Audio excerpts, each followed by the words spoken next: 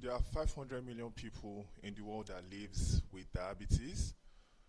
Second fun fact is diabetes is not only caused by consuming too much sugar alone. My name is Valentine Okeke. I'm not a dietitian. I'm not a health specialist, but I'm someone that has lived with a diabetic patient for over 15 years. Today, I'll be talking about two lessons I've learned from a diabetic patient. 2023 April, this was after church. There was a workers' meeting going on, and I got a call from my mom. She was panicking. I've never heard her like that before. And apparently, for the first time in my adult years, my dad was experiencing an episode. So I rushed back home, and on my way back home, I was speeding. I've never driven this way before, pedals to the floor. For the first time, I understood why drivers drive the way they do, and you can't judge anybody. I got home, and I had never seen my dad in that situation before. He couldn't speak. In fact, his words were mumbled.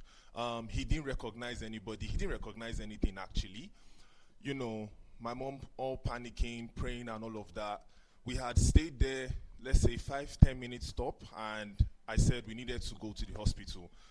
We left the house, and at that singular moment, I could tell that he could understand what was going on. He just had a problem communicating, because for some reasons, like I said, it was in April, so it was rainy season, and he knew that his windows had to be wind up so the rain doesn't come into his car. So even though he couldn't speak properly, he could, gestate for us to know to wind up his car. We got to the first hospital. I'm not going to call names because that was terrible service. They couldn't do the necessary test because they didn't have the necessary equipment for it. We had to change hospital. Went to another hospital, Cedar Crest. They did an amazing job. They did certain, like I said, I'm not a dietitian, neither am I a medical person. So they carried out certain tests and everything. The test results came out, lo and behold, he had a minor stroke. And when the doctor was speaking to us, what was the problem? It was because he's a diabetic patient. At that singular moment, I learned two things: that even if you're taking your medicine, you're being all cautious and everything, it is very, very important to take care of your diet.